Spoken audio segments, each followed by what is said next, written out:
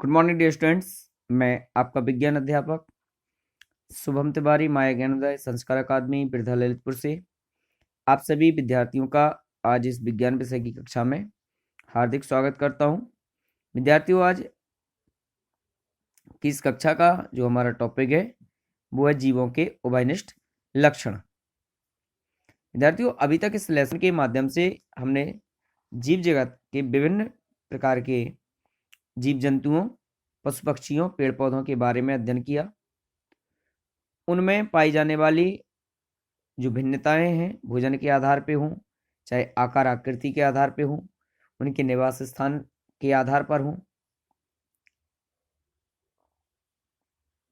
इन सभी के बारे में अभी अध्ययन किया। जिस प्रकार जीव जगत के सभी जीव जंतुओं, पशु पक्षियों, पेड़ पौधों में निवास स्थान, भोजन की आदतें, आकार आकृति में भिन्नता है, वहीं दूसरी ओर इन प्राणियों में कुछ ऐसे लक्षण हैं जो एक दूसरे से मिलते जुलते हैं, अर्थात जिसे हम कॉमन क्वालिटी कह सकते हैं, उभयनिष्ठ लक्षण। वे कौन कौन से लक्षण हैं, आइए उनके बारे में आज की इस कक्षा के माध्यम से हम अध्ययन करेंगे। तो ध्यान दें कक्षा 6 के विद्यार्थी, वो लक्षण है पोषण, श्वसन, उत्सर्जन, प्रजनन, पाचन, संवेदनशीलता, वृद्धि, विकास करना। ये सभी लक्षण सभी प्राणियों में प्रायः सामान्य रूप में उभयनिष्ठ होते हैं। पोषण का अर्थ है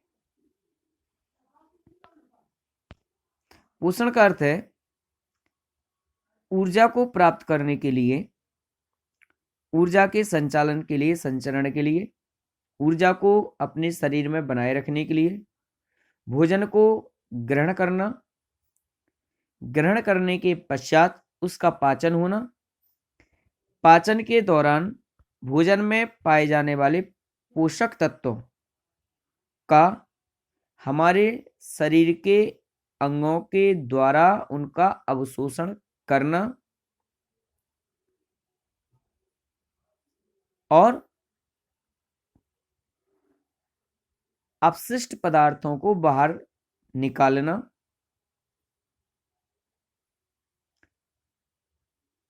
इस संपूर्ण क्रिया को हम पोषण कहते हैं, न्यूट्रिशंस कहते हैं, न्यूट्रिएंट रिएक्शन कहते हैं।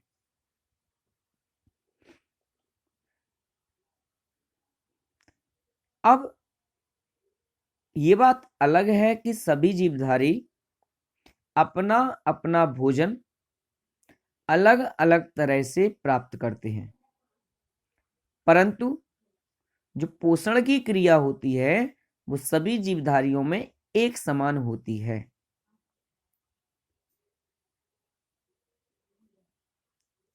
कोई मांसाहारी है, कोई शाकाहारी है, कोई सर्वाहारी है, कोई अपना भोजन घास से प्राप्त करता है, कोई भूसे से प्राप्त करता है, कोई अनाज से प्राप्त करता है, कोई मांस से प्राप्त करता है।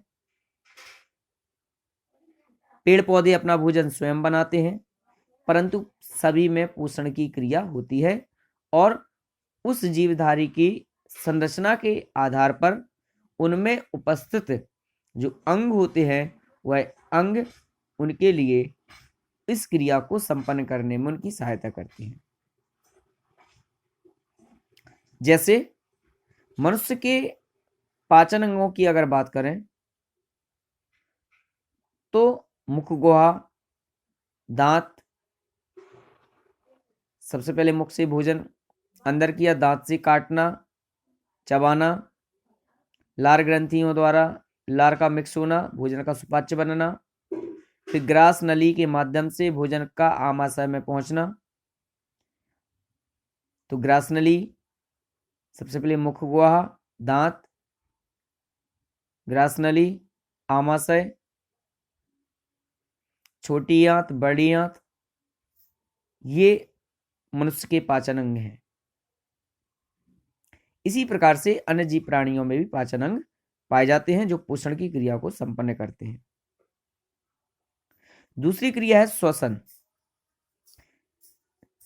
सभी जीवधारी श्वसन की क्रिया संपन्न भी करते हैं। सभी जीवधारी अपने अपने शारीरिक संरचना के आधार पर उनमें पाए जाने वाले जो श्वसन अंग हैं, उस अंग का प्रयोग सभी जीवधारी श्वसन क्रिया को संपन्न करने के लिए प्रयोग करते हैं। और सभी जीवधारी विभिन्न माध्यमों से, कोई जीवधारी जल से, कोई जीवधारी वातावरण से, वायुमंडल से ऑक्सीजन को ग्रहण करता है तथा कार्बन डाइऑक्साइड गैस को बाहर निकालता है।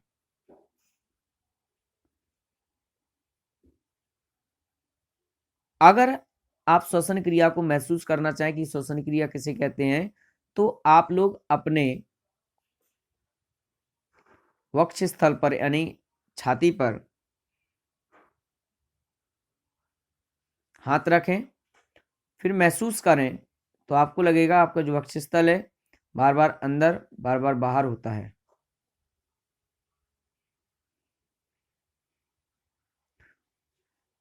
ऊपर नीचे होता है